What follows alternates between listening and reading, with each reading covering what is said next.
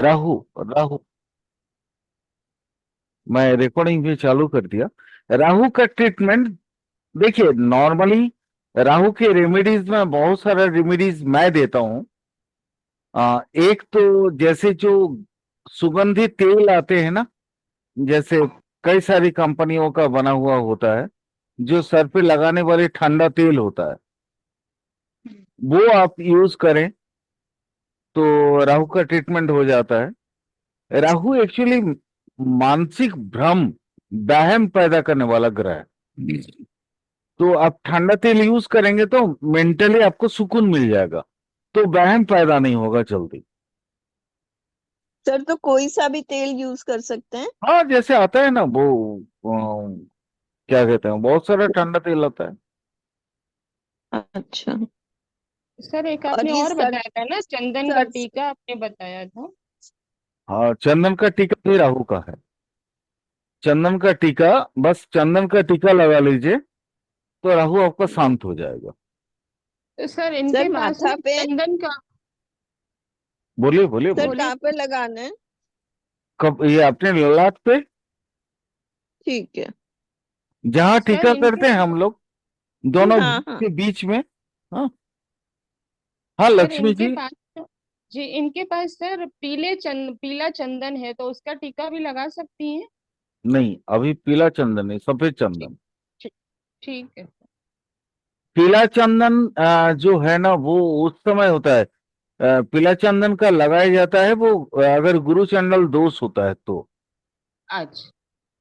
ठीक। यहाँ आपको देखिए, चंदन का काम क्या है? दिमाग को शांत रखना। जी। राहु दिमाग में वहम पैदा करता है। ठीक है। ठीक। तो वहम को आपको ये करना है। मतलब बुखार हुआ है तो आपको आइदर पैरासीटामोल या उस तरह का जो एंटी बुखार है, बुखार का विपरीत कोई दवा देना पड़ेगा। वहां एंटीबायोटिक देने से कोई काम नहीं होगा। बात समझ रही है? जी सर। तो बुखार का दवा देना पड़ेगा आपको। तो ये चीज है वो, और कुछ नहीं है। और सबसे बेटर तरीका ये है कि रात को ये मेरा अनुभूत है, और मैंने कम से कम कई हजार आदमियों पे ये यूज किए होंगे। बुधवार रात को सरसों का तेल का अभिषेक करवाना आग के पौधे पे। और ये एकदम, माने एकदम 100% बेनिफिटेड है। कौन मैं से पेड़ पे उतना। सर? है। कौन से पेड़ पे? आख आख आख? आख आख का पेड़ होता है ना, आखवान। नहीं मालूम। अरे भाई, आप लोग वहां पे शिव की पूजा करते हैं? जी। तो शिव चतुर्दशी के दिन, माने जिस दिन शिव का वो शादी वाला हम लोग मानते हैं, हाँ, शिव पार्वती का, उस दिन एक फूल होता है जिसका माला अर्पण करना बहुत जरूरी होता है। वो क्या बोलते हैं आप? सर आग का पौधा ही बोलते हैं ये नहीं मैम, नदी सर नहीं मैम, आप एक्चुअली हिंदी भाषी हैं, वो मराठी भाषी हैं, शिंदे जी। तो इसलिए मैं उनसे पूछ रहा हूँ। क्या बोलते हैं उसको? सर बेल आकोंदो। बोलते हैं, बेल। आकोंदो।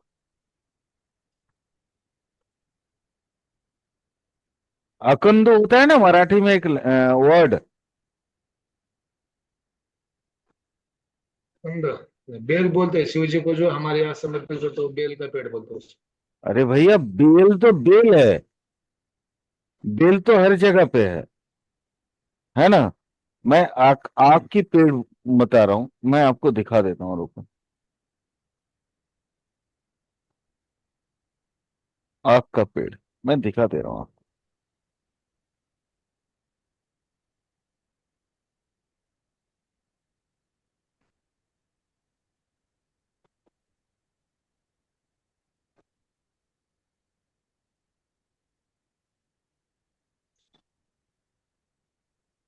ये देखिए, आक का पौधा, ये वाला। इसको रुई बोलते हैं हमारे यहाँ, रुई। रुई बोलते हैं ना, वही। हाँ ये देख रहे हैं ना, बड़ा दिया हुआ है। जी। यही ये इसी का, यही हनुमान फूल जी का को जो है माला लगता है। हनुमान जी को भी अर्पण करता है शनिवार के दिन ये। हाँ हाँ, बिल्कुल बिल्कुल, हनुमान भी तो शिव का ही ये है, रुद्रावतार है। हाँ बिल्कुल। तो वो शनिवार के दिन रुई बोलते हैं, रुई का पेड़ बोलते हैं, उसका इसी रुद्र को बोलते बोलते हैं हैं। आग के पेड़। ये जो पेड़ है, ये देखिए यहाँ पे उसका पत्ता वगैरह सब कुछ फूल है। यहाँ पे फूल का ऊपरी वाला हिस्सा, ये उसी का बड़ा हुआ, ये वाला बड़ा हुआ हिस्सा है यहाँ पे। तो इसको बुधवार के दिन क्या मतलब तेल से नहीं नहीं, तेल बस डालना के बाद।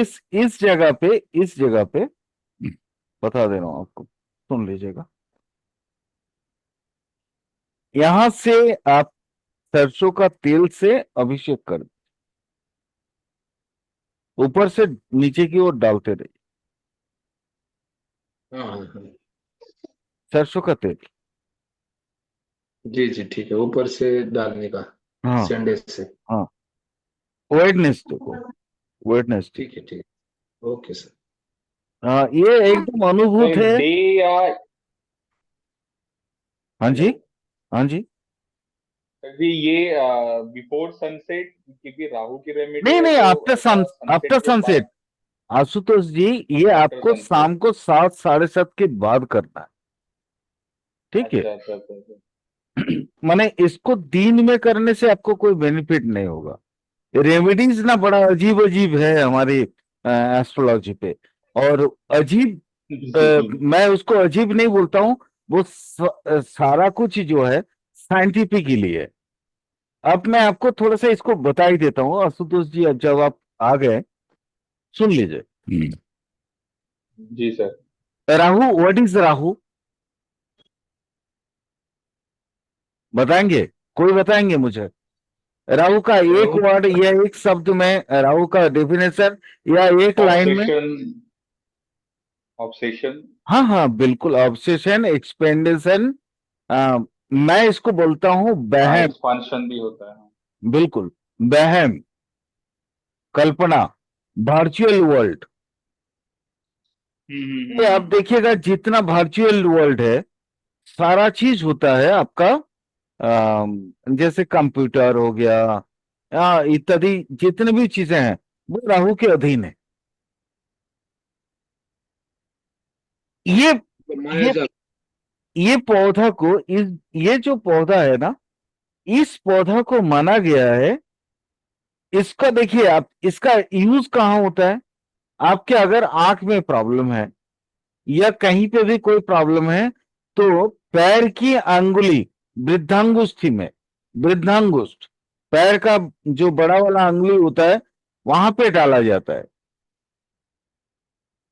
अब देखिए, प्रॉब्लम आंख का है, ठीक है, डाला कहाँ जाता है? पैर के, पैर के वो बड़ा वाला अंगुली के बीच में, ओके, उसके कोना में। यानी ये वर्क करता है वर्चुअली। क्यों? अगर आप, मैं इस चीज को समझाने लगू, चलो समझाता हूं, कोई दिक्कत नहीं। एक्चुअली पैर का जो नीचे वाला हिस्सा है ना, वो दिमाग के साथ डायरेक्ट रिलेटेड है। पैर का नीचे वाला जो हिस्सा है, वो दिमाग के साथ, पैर का वो वृद्धांगुष्ठ जिसको बोलते हैं हम,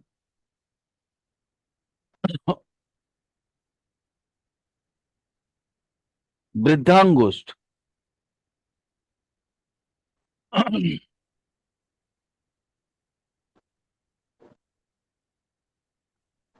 वो सीधा सपाट आपका ब्रेन के साथ रिलेटेड है। हाथ का भी जो वृद्धांगुष्ठ है, जहां से हम लोग वो ये लेते हैं, थंब इंप्रेशन लेते हैं, वो भी दिमाग के साथ जुड़ा हुआ है। तो आपकी जो मेंटल, देखिएगा हर एक के थंब इंप्रेशन अलग अलग होते हैं, ठीक है। बट ब्रेन का जो वर्चुअल वर्ल्ड है, उसका एक्सप्रेशन कहाँ आता है? वृद्धांगुष्ठ में। क्लियर? जिसके कारण यहाँ पे मैंने बोला वो आग का पेड़ पे सरसों का तेल कौन सा है? राहु क्या है? शनिवत राहु, शनिवत राहु। क्लियर? तो शनि जैसा राहु है, तो शनि का मेन काम क्या है? सरसों का तेल, उसका कंपोनेंट से सरसों का तेल। तो सरसों का तेल अकवन के पेड़ पे अगर आप डालेंगे तो राहु शांत होगा, यानी शनिवत राहु शांत होगा। यानी आपका जो मेंटल, आपकी जो वर्चुअल वर्ल्ड की जो एक्सपेंसिनिटी वो कम होगा, वो विद इन द ब्लॉक आएगा। ब्लॉक, ब्लॉक जानते हैं? ब्लॉक जानते हैं आप लोग? ब्लॉक चेन या ब्लॉक?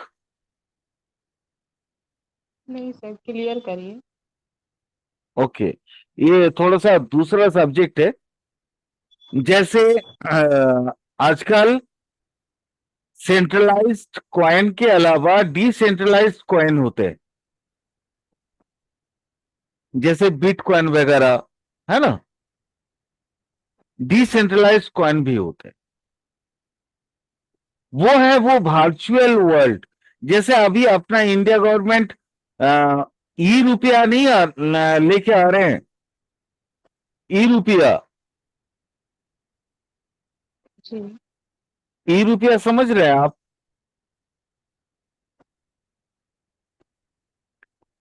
कितनों ने ई रुपया के बारे में जाना है? I don't know. ई रुपया के बारे में आपने किसी ने सुना है अभी तक? ये आशुतोष जी, आप तो जरूर सुने होंगे। नहीं सर, मैंने तो सर। नहीं सुना। आपने सुना है ना? सर वो जैसे जैसे आजकल वो गोल्ड की शेयर सर्टिफिकेट होती, मतलब हाँ हाँ हाँ हाँ, प्रोजेक्ट जैसी बिल्कुल होती है ना, बिल्कुल प्रोजेक्ट। बिल्कुल बिल्कुल। तो ये ब्लॉकचेन टेक्नोलॉजी ये जैसे हाँ हाँ, ये बिटकॉइन और ये सब की बात कर रहे हैं आप। हाँ, ये जो जितना टोकन आता है, जितना मतलब वो जो जहां से पैदा होता है ना, उसको बोलते हैं ब्लॉक। हम्म। BLOCK। ओके, BLOCK, ब्लॉक बोलते हैं उसको। ये जो एक ब्लॉक, उसके बाद फिर आगे चल के एक और ब्लॉक, उसके आगे चल के और एक ब्लॉक, ये सारा जो है ना, वो होता है आपका, क्या बोलते हैं उसको? सर्वर। ये सारे सर्वर एक चेन के माध्यम से जुड़े होते हैं, इसी को बोलते हैं ब्लॉक चेन, है ना? जिनको हैकर भी तोड़ नहीं पाते हैं, जिसके कारण अपना गवर्नमेंट ये ई रुपया लाने की कोशिश किया। अभी ई रुपया कुछ जगह पे शायद वो एप्लीकेबल हुआ भी है, ठीक है। हम लोग की अभी तक हुआ नहीं। इसी को बोलते हैं ब्लॉक। और ये होता है ब्लॉक चेन, मतलब कई सारे ब्लॉकों का एक श्रृंखलाबद्ध श्रेणी, उसको बोलते हैं ब्लॉक चेन। ये राहु भी वैसा ही है, राहु भी वैसा ही है। राहु, अगर राहु का कभी जन्म को आप लोग देख लें तो आपको पता चल जाएगा कि राहु कैसे पैदा हुआ। राहु, मैं क्यों ब्लॉकचेन का श्रृंखला या ब्लॉक क्यों बोलता हूं, क्यों बोल रहा हूं, ये सारा चीज देखिए, ये थोड़ा सा आप लोगों के लिए शायद ये, क्योंकि नॉर्मल एस्ट्रोलॉजी से थोड़ा हट के चीज है, ठीक है? थोड़ी सी अलग है। अ, आप लोगों ने अभी तक जो पढ़ा है और मैं जो आप लोगों को पढ़ा रहा हूं, थोड़ा अलग है। वो कैसा होता है? स्वर्ण भानु एक असुर था, एक राक्षस था। स्वर्ण भानु का जब आफ्टर वो क्या बोलते हैं ना वो, अरे समुद्र मंथन, समुद्र मंथन के बाद जब देवताओं को अमृत पिलाया जा रहा था, तो उस समय स्वर्ण भानु ने देखा कि अरे हम लोग तो अब छटक जा रहे हैं, हम लोग के साथ धोखा हो रहा है। तो धोखा हो रहा है ये उसी को पता था, यानी उसको उसका जो इंट्यूशन लेवल है वो काफी हाई है। ओके, तो इंट्यूशन से उसको पता चला कि हम लोग के साथ धोखा हो रहा है। तो वो देवताओं की श्रेणी में राक्षस होने के बावजूद भी देवताओं का रूप लेके वो छद्मवेश लिया, और छद्मवेश में वहां जाके उस साड़ी में उस रो में बैठ गया। बैठने के बाद वहां पे वो अमृत मिला उसको, और वो पी गया। इतने में भगवान विष्णु को वो पता चल गया था। उन्होंने मोहिनी का रूप धारण करके ही वो दे रहे, क्या बोलते हैं, भगवान विष्णु अमृत बांट रहे थे। देखिए, मैं ये कहानी बता रहा हूं, अगर इसकी पीछे की लॉजिक समझाने जाऊं तो फिर आज मैं स्थिर राशि का जो एक पढ़ा हुआ है, क्या कहते हैं आपका, कुंभ राशि, मैं आज पढ़ा भी नहीं पाऊंगा, फिर वायु। ठीक है, लेकिन बस सिंपली आप लोगों को बताना चाह रहा हूं। हाँ, इसके लॉजिक भी अगर आप लोग चाहें तो मैं आप लोगों को समझा सकता हूं, इसके एस्ट्रोलॉजिकली बेस क्या है। ओके, ये कहानी, जो कहानी सुना रहा हूं, ये एस्ट्रोलॉजी के लिए। ओके, तो अब स्वर्ण भानु का भगवान विष्णु मोहिनी रूप ये वाला छोड़ के उन्होंने क्या किया, यहाँ पे ये स्वर्ण भानु को दो फाड़ में, दो भागों में बांट दिया। अपना चक्र चलाया, चक्र घूमते घूमते घूमते घूमते आया और यहां से उसको भाग कर दिया। ये हो गया राहु, और ये हो गया, ये नीचे का धड़ वाला जो हिस्सा है, यहां से लेके यहां तक, ये पूरा हिस्सा, ये पूरा हिस्सा हो गया केतु। ओके, तो ये हुआ आपका राहु और केतु का जन्म। बेसिकली ये तो कोई रूप तो है नहीं। अब मैं इसको अगर एस्ट्रोनॉमिकली देखें, एस्ट्रोनॉमिकली, तो वो क्या है उसको भी समझते हैं। सूर्य, पृथ्वी घूम रही है, ओके, और यहां चंद्रमा घूम रही है इसके चारों ओर। ये जो दो पॉइंट है ना, ई वाला पॉइंट और ई वाला point, this is Rahu Ketu. Okay, ये वाला पॉइंट, इसीलिए इनको बोला जाता है छाया ग्रह। ये दो पॉइंट जो है वो है राहु और केतु, ई वाला और ई वाला। क्लियर? तो राहु केतु की अस्तित्व है नहीं वहां पे। हम हमेशा आप लोगों को बताते हैं ना कि हमारे जो पूर्वज हैं उन्होंने कहानी के तौर पे चीजों को समझाते थे ताकि लोगों को याद रह जाए। कहानी बच्चों को अच्छा लगता है और श्रुति के हिसाब से ये चीजें सुनाया जाता था। श्रुति मतलब आप, हम जैसे बोल रहे हैं, आप लोग सुन रहे हैं, आप लोगों को याद रहेगा, इसको बोलते हैं श्रुति। आजकल लिखने का सिस्टम आ गया, आजकल तो बहुत कुछ आ गया, लेकिन उन दिनों में ऐसा कुछ था नहीं। तो गुरु बताते थे और शिष्य उनको सुनते थे। अब गुरुओं को मालूम था कि अगर मैं डिटेल टेक्निकली पढ़ा दूं तो कोई नहीं सुनता है, ना ही कोई याद रख सकता है। तो वो लोग क्या करते थे, इसको जो है ना आपको समझाते थे, किसके जरिए, कहानी के जरिए, ताकि आपको याद रहे और आपको ये चीज कभी भी आप भूले नहीं। ओके, ये राहु केतु का, तो यहां पे दो रूपक हमारे पास आते हैं।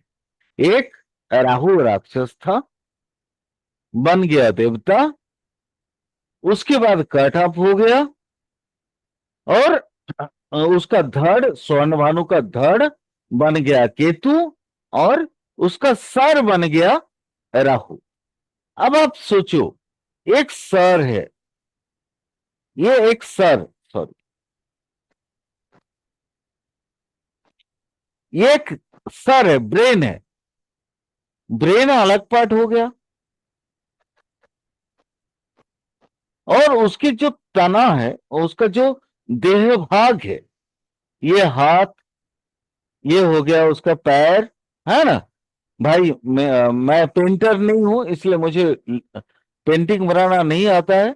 ये हो गया केतु। मैं आप लोगों को समझाने की सिर्फ कोशिश कर रहा हूं, इसलिए कृपया मुझे मेरी गलतियों पे ध्यान न दे, ठीक है। अब यहां देखिए, यहां से आपको अब क्या क्या चीज समझ में आ रहा है। ब्रेन का सारा जो भी डिटेलिंग है वो कौन करता है? राहु करता है। आपका अपना, अब ये देखिए ये कितने साइंटिफिकली प्रूव्ड है, वो चीज को समझिए कि हमारे पूर्वजों ने जो कहानी सुनाया था वो कहानी कितने ऑथेंटिक है। ब्रेन का राहु के अब हिस्से में कौन कौन चीजें आ गई? वो सारी चीजें जो ब्रेन से कॉन्टेक्टेड होता। अब ये धड़, ये तो अलग हो गया, ब्रेन और धड़ दोनों अलग हो गए। अब धड़, धड़ के पास क्या आता है? दिल आता है ना, हार्ट है। हम लोग बोलते हैं ना, ये व्यक्ति हृदय से सोचता है, माने जो अपना ब्रेन पे काम नहीं, ब्रेन से काम नहीं लेता, अपने इमोशन से काम लेता है। इमोशंस का नोटिफिकेशन आपको कहां से पैदा होता है? हार्ट से। हार्ट की जो ये है। अब ये केतु वाले जितने व्यक्ति है वो हार्ट से सोचते हैं। क्लियर? क्लियर हो गया ना? जी सर। हाँ, तो इसीलिए इन चीजों पे बहुत ज्यादा महत्व दिया जाता है। और वह आकवन का पेड़ का ये क्या है? जैसे ये एक व्यक्ति है, मान लीजिए ऐसा एक व्यक्ति है जिसका गर्दन भी है, जिसका पैर भी है, और ये पैर की जो बड़ा बड़ा वृद्धांगुष्ठ होता है ना, इसमें 5 अंगुली होता है पैर का। क्लियर? ये वृद्धांगुष्ठ में वो क्या करता है ना, आकवन का वो पौधा का रस, दूध जो है डालता है, और काम कहां करता है? यहां आंख में। सोचो, यहां से यहां तक, यानी वर्चुअली जाके आंख में काम करता है। आंख में डालना मत कभी भी, वो इतना जहरीला है कि आंख को खत्म कर देगा, ठीक है। तो आंख में नहीं डालना है, पैर की ये बड़ा वाला अंगुली में डालना है इसको। ओके, वो भी इस कोना में, इधर इस कोना में। ओके, तो ये है राहु का आपका कंपोनेंट्स। और राहु को कैसे, राहु के लिए क्यों ऑथेंटिक है, वो चीज मैंने आप लोगों को बता दिया, और शायद आप लोग समझ गए। इलॉजिकल चीजें एस्ट्रोलॉजी पे होती नहीं है। Astrology is a very good science, और इतना ऑथेंटिक साइंस है कि आप इसको जैसे जैसे मेरे साथ पढ़ते आगे चले जाओगे ना, क्योंकि अभी मैं तो आप लोगों को पढ़ाना स्टार्ट कर दिया असली ज्योतिष, ठीक है। तो ये असली ज्योतिष आप जैसे जैसे सीखोगे आपको पता चलेगा this is the basic pattern of technology, ठीक है। यानी हम जो जो टेक्नोलॉजी अभी आया है ज्योतिष में, उससे आज से 5,000 7,000 पहले ही वो चीजें डाली हुई, वो दी हुई है। यानी उस समय के हमारे जो पूर्वज थे वो हमसे बड़ा साइंटिस्ट थे। क्लियर? कोई क्वेश्चन? चलिए, नो सर। आशुतोष जी कोई क्वेश्चन भाई? नहीं सर। समझ में आ रहा है ना? वैसे तो आपको तो समझ जी में जी जी जी। चाहिए, है ना? रहता तो मैं खुद ही पूछता सर। हाँ हाँ बिल्कुल, आफ्टर ऑल हम लोग तो एक ही साइंस के चट्टे बट्टे हैं, है ना? चलिए, एक स्थिर राशि का एक छूट गया था, मैं उसको पूरा कर देता हूं। और वो था कौन सा? स्थिर वायु। ओके, जी सर। स्थिर वायु छूट गया था कुंभ राशि। मैंने स्थिर पृथ्वी पढ़ा दिया था, स्थिर अग्नि पढ़ा दिया था, है ना। स्थिर खाली ये स्थिर पृथ्वी मतलब वृष राशि, स्थिर अग्नि का मतलब होता है आपका सिंह राशि, स्थिर जल का मतलब होता है वृश्चिक राशि, और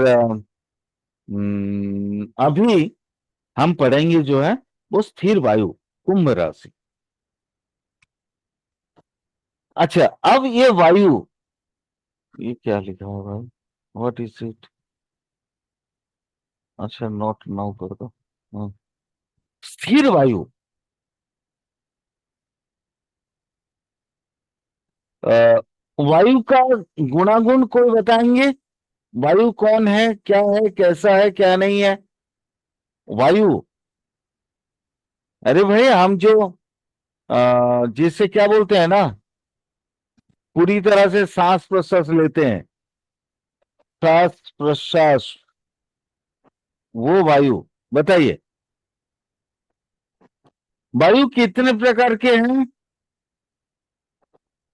दो प्रकार के हैं, एक नॉर्मल और एक एबनॉर्मल। ओहो, हे भगवान। वायु दो प्रकार के हैं, एक नॉर्मल है और एक एबनॉर्मल है। एबनॉर्मल मतलब जिसका आने का कोई टाइम टेबल नहीं है, जो आता है तो दुनिया में एकदम हालत खराब कर देता है।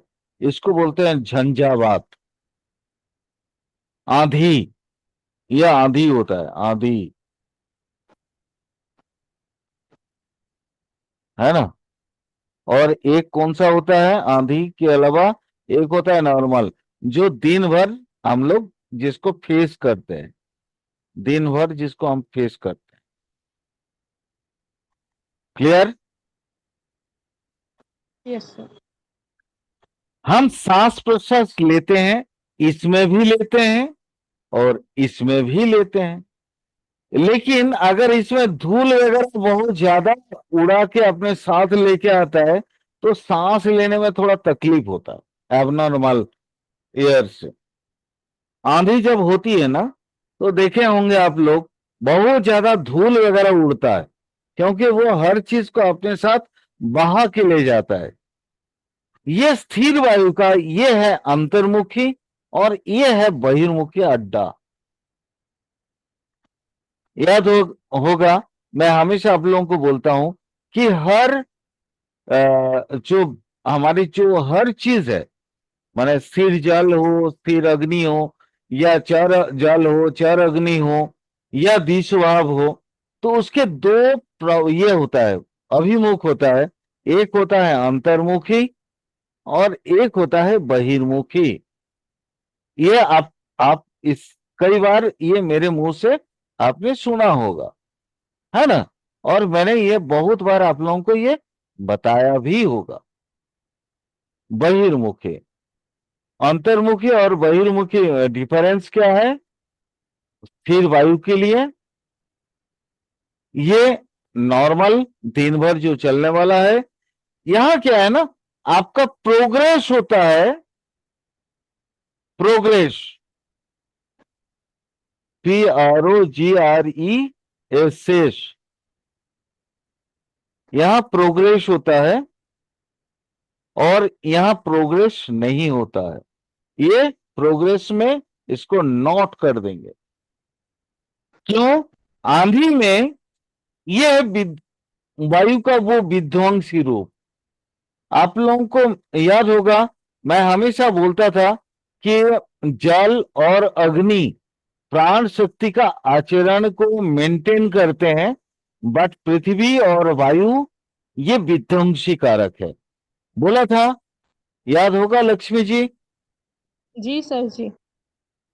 तो ये विध्वंसी कारक इसका बहिर्मुखी गुण है, आंधी। यहां पे पता ही नहीं चलता है कि कितनी इसकी गति वेग हो। ना तो इसकी वेलोसिटी के बारे में मालूम होता है, ना इसकी स्ट्रेंथ के बारे में हमें मालूम होता है। आजकल फिर भी हमारे आईएमडी जो है थोड़ा बहुत पहले से पता लगा लेते हैं, है ना। आईएमडी याद रखिएगा, IMD, इंडियन मेट्रोलॉजिकल डिपार्टमेंट जो है, ठीक है। जो अभी साइक्लोन वगैरह आता है ना, उससे पहले जो डिपार्टमेंट यहाँ पे हम लोगों को बताते हैं कि भाई अगले इतना दिन में वो आएगा या नहीं आएगा। अभी चूंकि टेक्नोलॉजी थोड़ा सा आगे डेवलप हो गया, अपना इसरो बहुत सारा मतलब क्या बोलते हैं, सैटेलाइट ऑलरेडी डाल दिए हैं, जो ये इस पे मतलब ये सब चीजों पे असर ये रखते हैं, अपना लक्ष्य रखते हैं, नजर रखते हैं। तो वहां से ये IMD उसको क्या करते हैं, विश्लेषण एनालिसिस करके हम लोग को नॉर्मल जो हम जैसे लोगों को बताते हैं कि हाँ ऐसा आने वाले समय में ये साइक्लोन आएगा। जैसे अभी एक साइक्लोन अभी झारखंड के ऊपर चल रहा है। अच्छा, अब ये समझिए, कुंभ राशि के तत्वों के बारे में थोड़ा बताएंगे लक्ष्मी जी। सर कुंभ राशि सर ये अपने आप में बहुत सारी चीजें समेटे हुई हैं। हाँ, क्योंकि वो देखने में घड़ा जैसा है, काक है ना, वो घैला का एक चित्र कुंभ राशि का चित्र है ना। तो जी वो सर। मुंह से बोलता ये कुछ नहीं है, निकालता बहुत कम है, और अंदर ज्यादा रखता है। यानी क्या जी है, सर। आत्म केंद्रिक, सेल्फ जी सर। सेंटर्ड। यस सर, देखा जाए तो इसके पास हर प्रकार का खजाना होता है, वो जितना निकालना चाहे निकाल सकता है। हाँ, मैंने एक लैंग्वेज बोल दिया, दैट इज सेल्फ आत्म केंद्र। सेंटर्ड। जी सेल्फ सर। सेंटर्ड, बस इसको आप समझ लीजिए। टी, ये ई नहीं भाई, सॉरी, ये भी ई नहीं है, ये भी ई नहीं है। Self centred, self centred.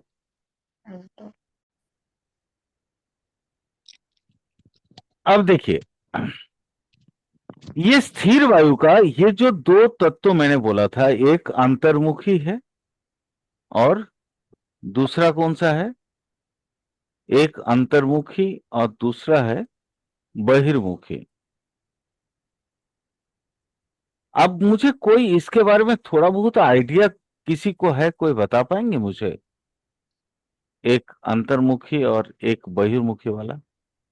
अंतर्मुखी तो मैंने आप लोगों को थोड़ा एक क्लू दिया था कि आ, ये जो है सेल्फ सेंटर्ड होगा, आत्म केंद्रिक होगा। लक्ष्मी जी थोड़ा बहुत बता पाएंगी आप, जो जो जितना जानती हैं मैम, ठीक है, ताकि मुझे भी पता चले कि मुझे कितना बोलना है। सर अंतर्मुखी सेल्फ सेंटर्ड है तो बाहर मुखी ब्लास्ट होगा ना सर। हाँ हाँ, बिल्कुल बिल्कुल होगा मैम, क्योंकि बहिर्मुखी जैसे ही हो जाएगा तो वो चीजों को अपने से बाहर निकलने की कोशिश करेगा। देखिए, अंतर्मुखी मतलब होता है इंट्रोवर्टेड। इंट्रोवर्टेड अगर चीजें कुछ होती हैं, तो बहिर्मुखी में बिल्कुल, ये अगर प्लस है तो यहाँ माइनस कहाँ से आएगा, है ना। माइनस मतलब उसका ब्लास्टनेस में ब्लास्टिंग होगा तो भी ना, बिल्कुल ब्लास्टनेस आएगा वहां पे। ये तो स्वाभाविक चीज है। अंतर्मुखी जैसे सृजन है, अगर कोई लगन हो, मान लीजिए आपका क्या बोलते हैं उसको, अरे क्या पढ़ा रहे थे हम, कुंभ राशि, सॉरी, कुंभ कुंभ। कुंभ कुंभ। Yes. अरे भूल जाता हूँ बहुत, मैंने मेरा दिमाग में जो चलते रहता है वो चलते रहता है, बट बाकी सारा चीजें ना दिमाग से गायब हो जाता है एकदम। कुंभ राशि, ये कुंभ राशि वाला जो चक्कर है, कुंभ राशि के बेसिक तत्व में क्या है। कुंभ राशि का बेसिक तत्व तो बहुत अच्छा है कि वो अपने अंदर समेटे रखता है हर सारी चीजों को, वो बोलता बहुत कम है। ये तो राशि तत्व का मेटेरियल्स है ना। और वो क्या है ना, वहां पे मतलब कुंभ घैला जैसा चित्रण है, तो चित्र भी उसको अच्छा लगेगा, है ना, पिक्चराइजेशन करना वगैरह वगैरह, वो सब उसको अच्छा लगता है। ये सारे के सारे गुण जो है ना, वो ये अंतर्मुखी गुण है। अंतर्मुखी जितने अच्छी चीज है, इसी को बोल, हम हमेशा, आप लोगों को शायद याद होगा, मैं बोलता था कि वायु के दो प्रकार है, एक है मलय और दूसरा है आंधी। वो चाहे स्थिर हो, चाहे जल हो, चर हो, या कोई भी हो। चर में ये आंधी का प्रकोप थोड़ा ज्यादा हो जाएगा। यहाँ आंधी कितना होगा, 30 से 40 kilometre, 30 to 40 kilometre per hour हो। बट वही चर के लिए ये 200 हो जाएगा, 200 से 230 से या जो भी है, मतलब आप इसको ये कर लो, 230 से 240 हो जाएगा चर, क्योंकि ये चंचल प्रकार का है और वायु खुद ही चंचल है ना। तो वहां विध्वंस बहुत ज्यादा आएगा। स्थिर में विध्वंस का परिमाण बहुत कम होगा, बट ये होगा, ये शनैः शनैः होगा, शनैः शनैः। जैसे एग्जाम्पल देते हैं, आप लोगों ने पिछले कुछ दिनों में बांग्लादेश की बहुत सारा परिवर्तन देखा है ना। अरे यस नो सर कुछ तो बोलो। सर न्यूज में सुन रहे हैं, वही हाँ जानते हैं। हाँ। अरे भाई, मैं भी तो गया तो नहीं हूं, मैं भी न्यूज में सुना हूं। तो ये वो बहिर्मुखी कुंभ है, ये वो बहिर्मुखी कुंभ है। देखिए, शनै शनै ऐसे परिवर्तन आया कि मतलब उसका पूरा ग्राफिक ही चेंज कर दिया, है ना, ग्राफ ही चेंज कर दिया।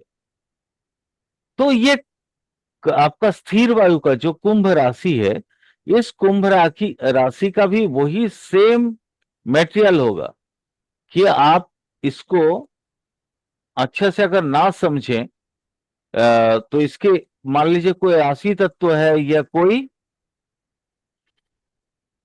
क्या बोलते हैं हम, लगन है, तो यहां आपको पूरी तरह से समझ में नहीं आएगा। चलिए अब थोड़ा सा अंतर्मुखी को बता देते हैं। वायु ना बड़ा सूक्ष्म चीज होती है, दिखता तो नहीं है, पता भी नहीं चलता है। वो थोड़ी सी चलती है, थोड़ी तेज चलती है, तो फिर पता चलता है कि हमारे ये जितने लोमकूप है या रोए में उसका एहसास होता है। हम अपने अपनी चमड़े में उसका एहसास कर पाते हैं, है ना।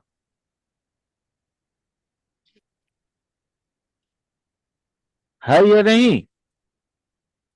जी जी जी वायु चल रही है, हमें कैसे पता चलता है। हवा चल रही है, हमें कैसे पता चलता है। सर, स्पर्श से महसूस होता स्पर्श, यस, स्पर्श। ये, इसको याद रखिएगा, ये पंचेंद्रिय है। पंच, स्पर्श इत्यादि जो 5 इंद्रिय है, ये एस्ट्रोलॉजी में बहुत ज्यादा महत्वपूर्ण है। अभी हम कुंभ राशि की बात कर रहे हैं। एक्चुअली यही सब सही सही टाइम पे आप लोग अगर वर्ड बोल देते हैं ना, तो याद आ जाता है तुरंत कि हमको क्या बोलना क्या है। यहां हमको स्पर्श अनुभूति के माध्यम से पता चलता है कि हवा चल रही है, वायु चल रही है। लेकिन इसके अंदर गतिशीलता दो प्रकार की है। एक तो मृदु, मलय जिसको बोल रहे हैं हम, मलय, है ना। मलय मतलब एकदम मृदु मंद चलती है, पता भी नहीं चलता कभी कभी।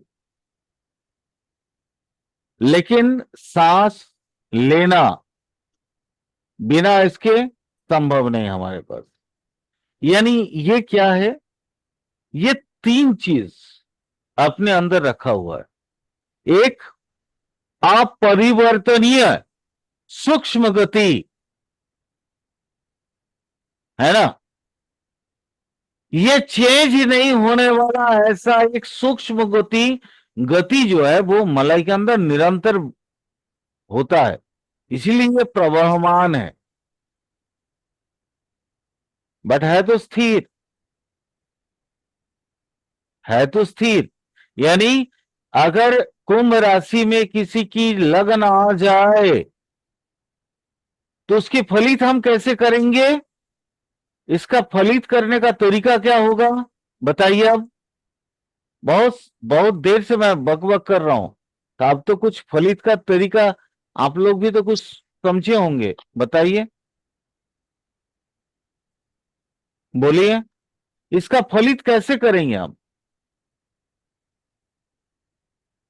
मैं डिग्री वाइज सर अभी नहीं पूछ रहा हूं, अंतर्मुखी बहिर्मुखी नहीं पूछ रहा हूं।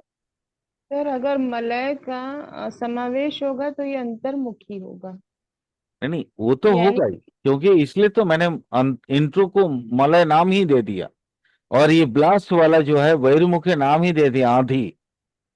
ठीक है। अब इसका स्थिर वायु का कुंभ राशि में कुछ तो भाई फलित करते हैं ना, हम इससे पहले भी करते हैं।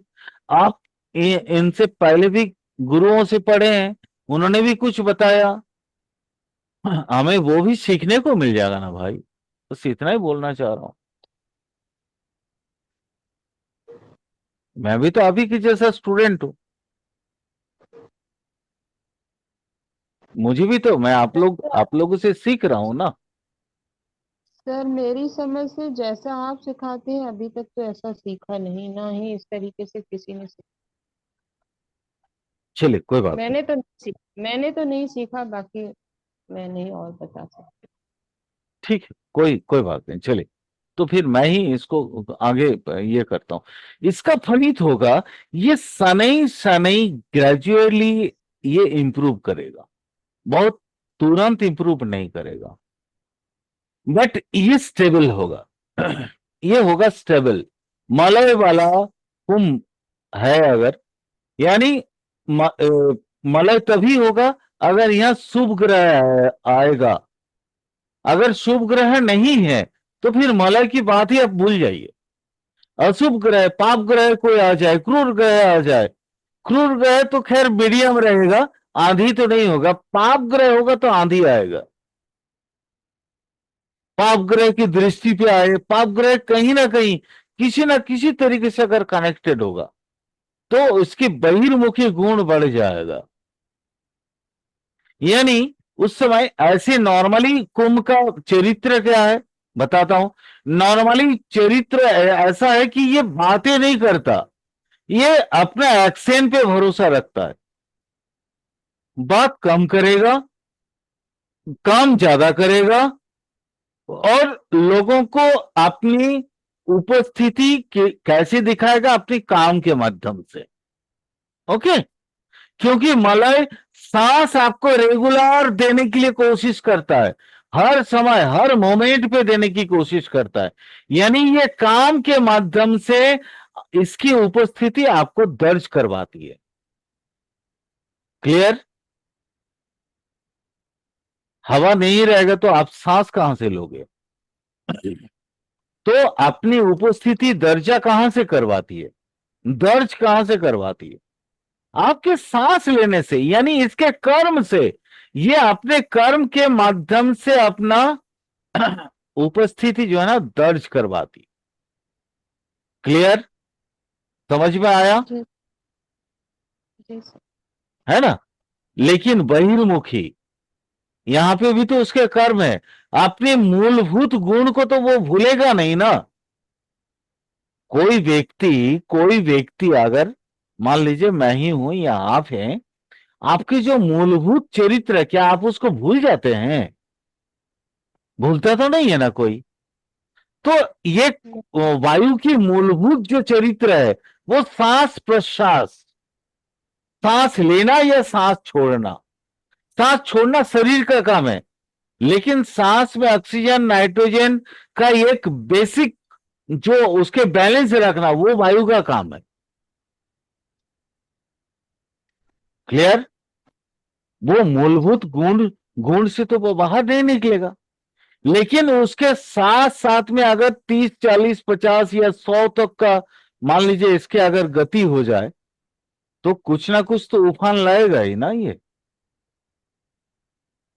यानी अगर पाप ग्रह यहां आते हैं तो गति तो देती है बट इतना स्ट्रगल करवा देगा ऐसा, एकदम माने हार्ट बीट से भी ज्यादा जिगजैग करवा देगा लाइफ। उसको पता ही नहीं चलेगा मैं करूं तो करूं क्या। अगर कोई अच्छे शुभ ग्रह अगर इस पे दृष्टि नहीं रखेगा तो ये व्यक्ति का जीना हराम हो जाता है। सर ये हम लगन की बात कर रहे हैं। लगन की बात कर रहे हैं मैम, बिल्कुल लगन की बात कर रहे हैं। अगर कुंभ लगन में मान लीजिए कोई पाप ग्रह आ गया। अच्छा यहां एक और क्वेश्चन है, कुंभ लगन का मालिक कौन है मैम? शनि। सर जी। शनि, शनि है नैसर्गिक कौन? पाप ग्रह। जी सर। अगर शनि यहां पे बैठ जाए तो आपको ये जिगजैग कंडीशन नहीं देगा।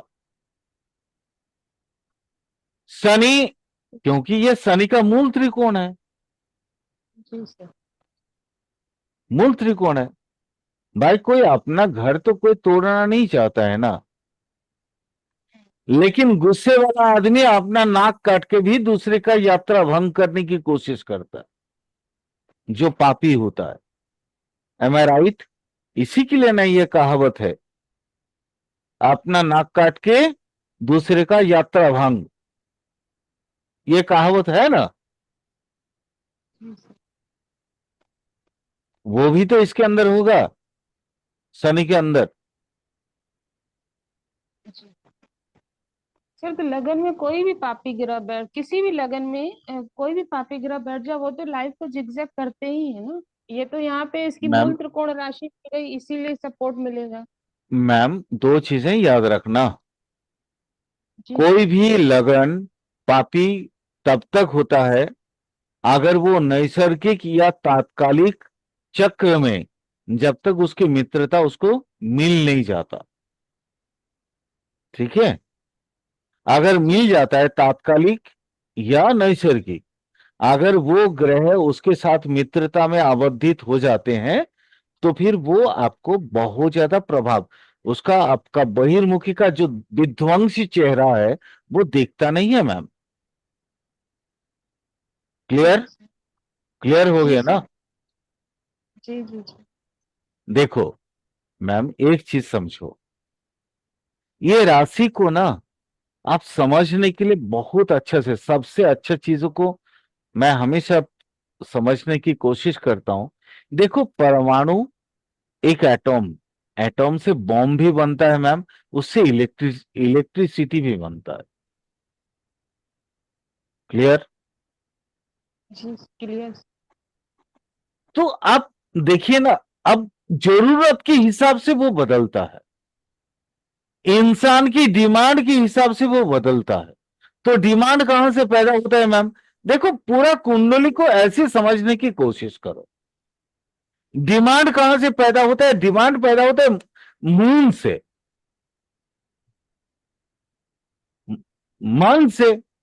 डिमांड हम अपना जरूरत कहां से पैदा करते मैम?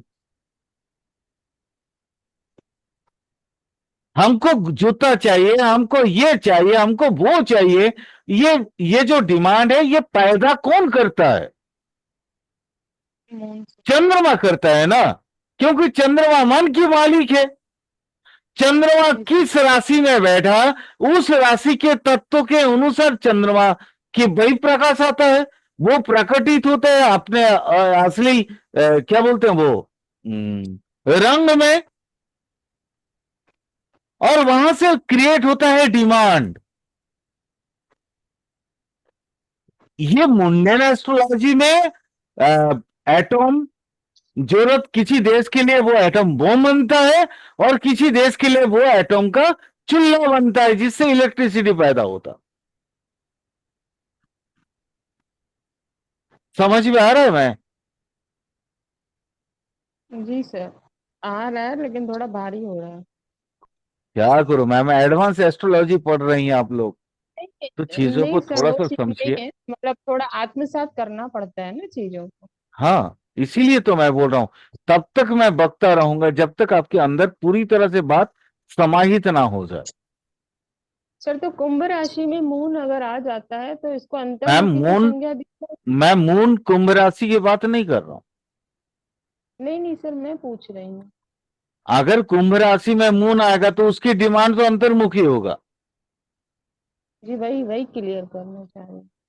वो तो कुंभ में अगर मून आता है तो उसका डिमांड अंदर है, वो अंदर ही अंदर घुटन होगा उसको, उसका फैमिली तो और ज्यादा खत्म हो जाएगा, और एक दिन अचानक ब्लास्ट होगा,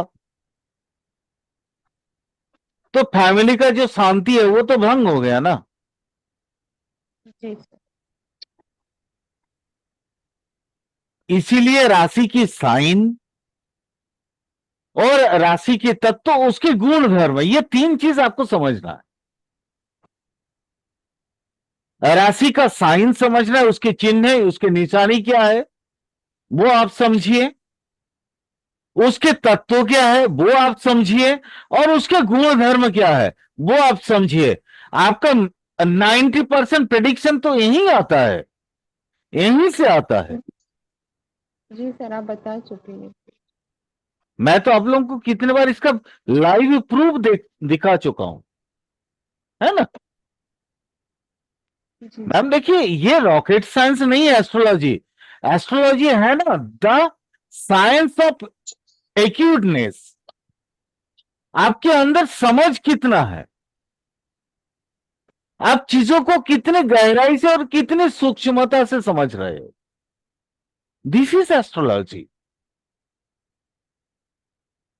लोग ना इसको रॉकेट साइंस बना दिए हैं, बट ये रॉकेट साइंस नहीं है मैम, ये ना जीवन की उपलब्धियां हैं।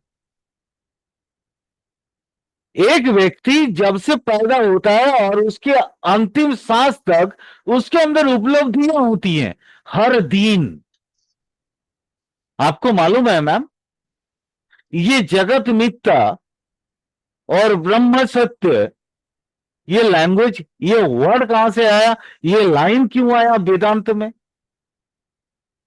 है तो ये एस्ट्रोलॉजी की लाइन ना, ये ज्योतिष की लाइन है। मालूम है ये क्यों आया? आप मुझे बताइए मैम, ये क्यों आया शब्द मैंने थोड़ी देर पहले बोल गया, वो तो अतीत है, भूत है ना। भविष्य में अब क्या मेरे मुंह से निकलेगा मैं नहीं जानता हूं। और ये जो पॉज लिया मैंने, ये पॉज ही मेरे लिए ये था। और वो नैनो सेकेंड में मैं या तो भूत में जीता हूं या तो फिर भविष्य में जीता हूं। आप मुझे बताइए, लोग बोलते हैं वर्तमान में जियो, कोई मुझे ये तो नहीं बोलता ना वर्तमान का अवधि कितना है, वो तो एक नैनो सेकेंड से भी कम है। तो वर्तमान में इंसान जिएगा कैसे? इंसान जीता है इधर भूत में या तो भविष्य में। ना मैं भूत दोबारा ला सकता हूं, ना भविष्य को मैं समझ सकता हूं। एस्ट्रोलॉजी की पैदाइश ही इसी की वजह से है। तो हम तो पूरा मिथ्या जगत में वास कर रहे हैं।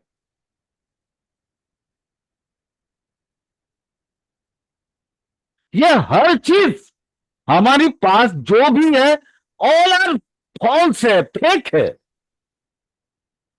क्योंकि वर्तमान बोल के कुछ चीज होता ही नहीं है। हम ऐसे एक चुटकी बजाए तो उससे पहले वो चुटकी जो भी, वो भी अतीत हो गया, वो भी भूतकाल हो गया।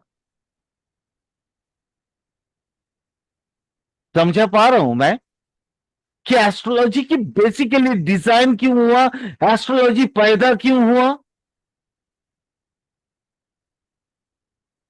और वहां से कौन कौन से प्रोभार्ब निकल के आए हैं, इडियम्स। ये ब्रह्म सत्य जगत मिथ्या वहीं से पैदा हुआ। हम सब वर्चुअल वर्ल्ड में रहते हैं।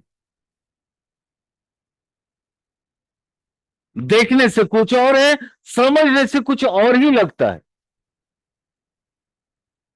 और इसी चीज को समझने के लिए हमारे जितने पूर्वज थे उन्होंने एस्ट्रोलॉजी का आविष्कार किया, इसका इन्वेंशन किया। उन्होंने ये इन चीजों को ना डिजाइन किया इस तरीके से ताकि हम एक दूसरे को थोड़ा समझ पाए, भूतकाल का एक्सपीरियंस और भविष्य का वो पैटर्न स्ट्रैटेजी हम बना पाए, ताकि हमारा जीवन 120 साल का जो उन्होंने जीवन काल रखा था पराशर जी, अभी जो मैं बोलता हूं हमेशा 90 साल का जीवन काल, वो चीजों को ना हम पैटर्न कर पाए, उसकी स्ट्रैटेजी बना पाए। सॉरी, मैं थोड़ी सी ज्यादा ही बोल रहा हूं, बट कभी कभी मन करता है ना मैं आप लोगों को ना ओरिजिनल एस्ट्रोलॉजी सिखाऊं। ये क्यों है, कैसे है, वाई, मन तो करता ही है।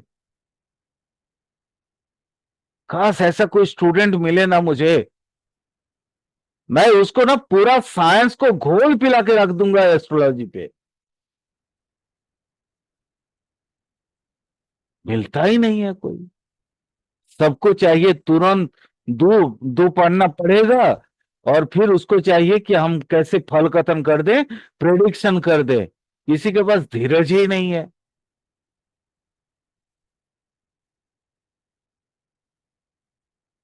और पेशेंस नहीं होगा तो एस्ट्रोलॉजी जिंदगी में कोई नहीं सीख सकता है। लोग 15-20 क्लास में पता नहीं कैसे सिखा देते हैं, मैं तो नहीं सीख पाया आज तक। 36 साल 37 साल हो गया, अभी तक एस्ट्रोलॉजी नहीं सीख पाया मैं। हाँ, बस सीखने की कोशिश कर रहा हूं। अब ये देखिए, ये कुंभ में अब क्या क्या चीज आ रहा है, आप समझिए इस कुंभ में क्या क्या चीजें अपने को मिल रहा है। एक, इसके अंतर्मुखी होने से इसके अंदर वो कल्पनाशीलता है जिससे ना आर्ट बनता है, आर्ट। ये जितने भी आप देखो उठा के अच्छे अच्छे आर्टिस्ट हैं, वो कहीं ना कहीं उनके कुंभ के साथ उनका रिलेशन होगा, आइदर कनेक्टेड होगा राशि दृष्टि में, या लगन होगा, या उसका जो है वो आपका वो क्या बोलते हैं मून होगा, या कहीं ना कहीं ये अंतर्मुखी वाला कुंभ अगर यहां नहीं होगा तो बड़ा बड़ा आर्टिस्ट बन ही नहीं सकता है। आप बोलेंगे फिफ्थ हाउस भी तो आर्ट का है, चित्रकला, संगीत कला, फिफ्थ हाउस से हम देखते हैं ना मैम, ये सुन नो। जी सर, वही चीज मैं अभी कहने वाली भी थी। लेकिन भाव हम कब देखेंगे मैम, भाव तो बाद में देखा जाता ना, सबसे पहले तो हम लगन को देखेंगे, राशि को देखेंगे। ये सर हम ये एस्ट्रोलॉजी का कह वो पुराना प्रेडिक्शन का सिस्टम ही गायब हो गया। सर हम ये कह सकते हैं इस कुंभ में 10 भाव समाये हुए हैं क्योंकि ये 11वां है। बिल्कुल मैम, बिल्कुल बोल सकती है, क्योंकि 10 का एक्सपीरियंस लेके ये बैठा हुआ है। मेष से लेके मकर का एक्सपीरियंस इसके अंदर है, सर इसीलिए तो ये शायद कुंभ है। इसीलिए तो ये कुंभ है, क्योंकि आपका जीवन का मैक्सिमम एक्सपीरियंस इसने इकट्ठा करके रखा है। कालपुरुष का देखिए ये 11तम एकादश भाव है, यानी कालपुरुष का जीवन का मैक्सिमम एक्सपीरियंस इसने बंद करके रखा है। इसलिए ना तो ये घैला है, इसलिए ना ये घैला है, ये मुंह बहुत छोटा और अंदर कलेवर इतना बड़ा, यही कारण है ना। इसका शरीर देखिए कितना बड़ा है। मैं तो यही चाहता हूं कि आप लोग भी आज आज मेरे अंदर जो जो क्वेश्चन की वजह से मैं जिन चीजों को सीख पाया हूं, आप क्यों नहीं सीख पाएंगे? आप भी तो एस्ट्रोलॉजर हैं, आपके अंदर भी तो वही सारे प्रश्न होने चाहिए जो मेरे अंदर है। Astrology is good science. ये वो साइंस है ना, आपकी बायोलॉजी है इसमें, आपकी इसमें फिजिक्स है, ये इसमें आपका क्या कहते हैं, मेडिकल साइंस है। इसके अंदर हर साइंस जुड़ा हुआ है। ऐसा कोई माने क्षेत्र नहीं है पढ़ाई का जो एस्ट्रोलॉजी के अंदर नहीं है। इसमें भूगोल है, इस क्या नहीं है बोलिए, इसमें इतिहास है।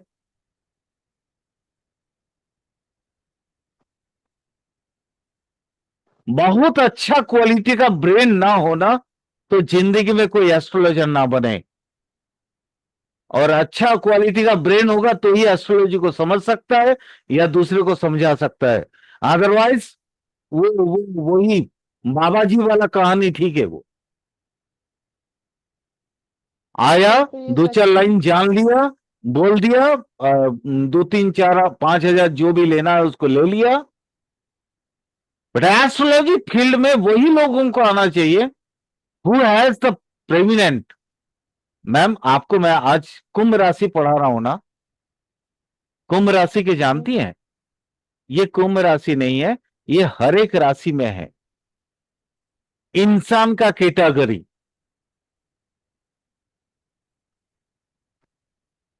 हम हम जब एस्ट्रोलॉजी पढ़ते हैं हमारे पास कौन सा कितने प्रकार का धर्म आता है बताइए तो? एक तो आता है सत्व धर्म या सत्व गुण, होता है ना। जी एक आता है रजगुण या रजधर्म, तमाम। और एक आता है तमा, है ना। मालूम है आपको ये है क्या? अगर इनके ब्रेन को खोलिएगा ना, या मैं तीनों का तीन एक एग्जाम्पल देता हूं। सत्व का एग्जाम्पल है, दैट इज कृष्णा। मैं महाभारत से उठा के ये एग्जाम्पल दे रहा हूं। सॉरी वो स्पेलिंग, अरे यार आ नहीं रहा।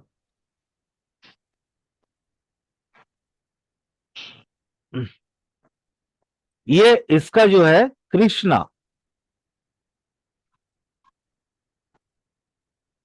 ठीक है, कृष्णा।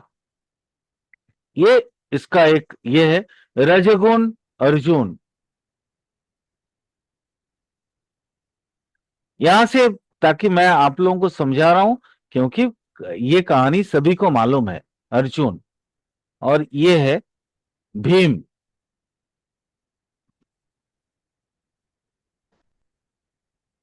बता सकते हैं ये क्या है, क्यों है?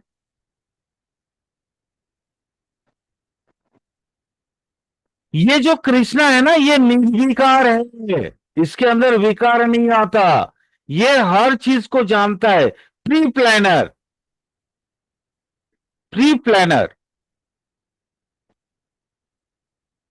ये इसका एक ही डेफिनेशन आता है, प्री प्लानर, यानी चीजों को पहले से वो भापता है, प्री प्लानिंग करके ही आगे बढ़ता है। और ये क्या है? निर्विकार, ये है विचारशील, विचारशील, विचारशील।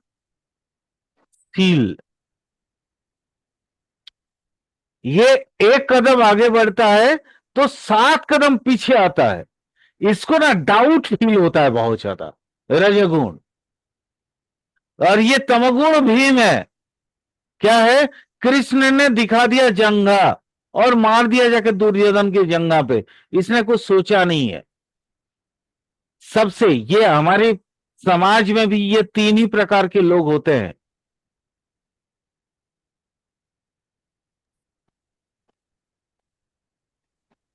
और ये एस्ट्रोलॉजी तो ये तीन ही लोगों के लिए है, 3 प्रकार के लोगों के लिए है। तो सोचिए एस्ट्रोलॉजी और कितना अंदर अपने आप को समाये रखा होगा, कितना नॉलेज, जो ये 3 तरह के लोगों को वो समझ सकता है।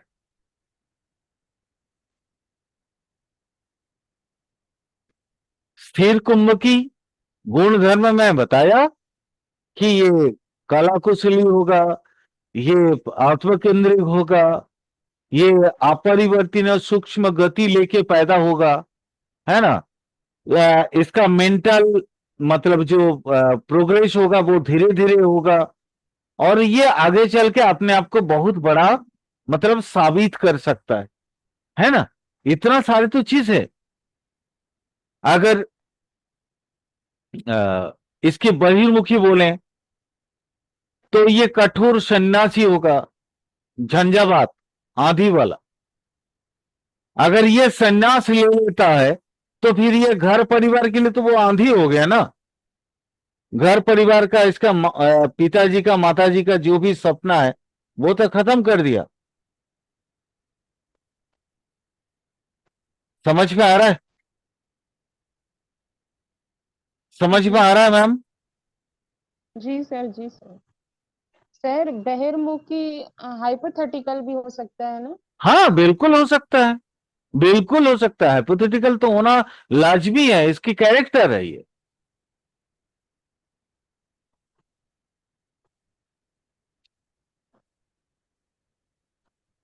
बहिर्मुखी मतलब जो समाज जीवन में जो कामें आता नहीं है, जैसे भगवत उपासना की तरफ एकदम से मुड़ जाना, अचानक घर छोड़ के भाग जाना, इत्यादि इत्यादि, ये सारी चीजें तो इसके बहिर्मुखी गुण ही है कुंभ का। संस्कार और मर्यादा के विपरीत।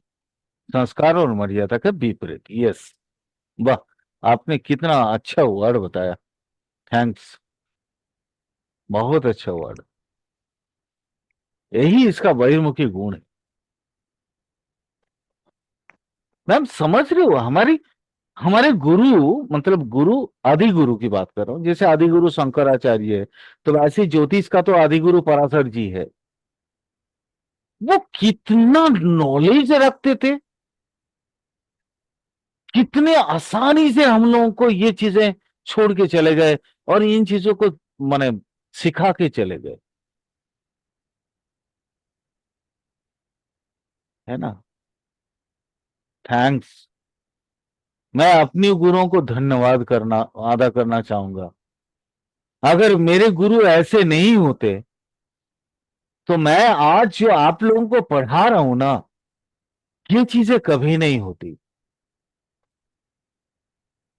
आपने कल लक्ष्मी जी, आज आपने कल मेरा वो एक बोर्ड देखा था, शायद मैं लाइव था, साइंटिफिक जी एस्ट्रोलॉजी।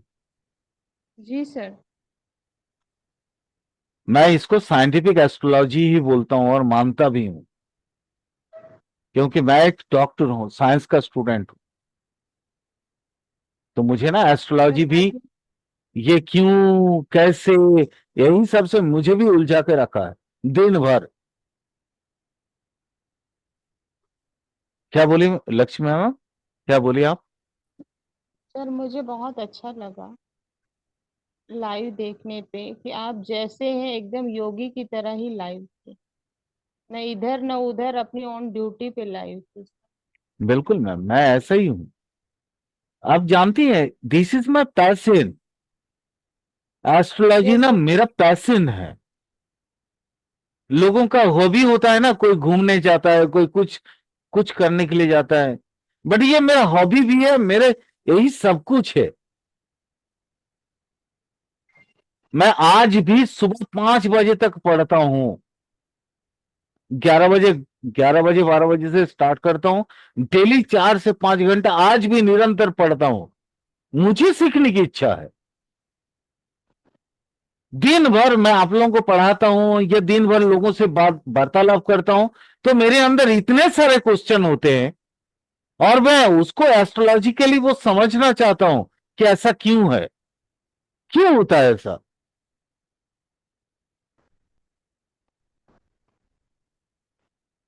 मैम आप लोग भी एस्ट्रोलॉजी सीखो ना ऐसा। मैं हर एक के लिए खड़ा हूं। अगर पैसे के लिए एस्ट्रोलॉजी पढ़ाना होता तो मैं यूट्यूब में नहीं आता मैम, और ना ही ये नॉलेज मैं आप लोगों को यूं ही बांटता। सर मेमोरी को इंक्रीज करने की चाबी दे दीजिए। एक ही उपाय है, सुबह उठिए, सुबह उठिए जी और अपने आप को ना ब्लैंक कर दीजिए, पूरा ब्लैंक। आप ना आपके थॉट को देखना स्टार्ट कर दीजिए। जिस दिन थॉट के साथ थॉट और आप अलग हो गए उस दिन आपका मेमोरी बढ़ जाएगा। मैं दावे के साथ कह सकता हूं, गारंटी के साथ कह सकता हूं। जैसे मैं हमेशा उस दिन हर एक समय बोलता हूं ना कि आप लोग ये जो मोमबत्ती है, ये मोमबत्ती की लौ की तरह बनी है। ये लौ जैसे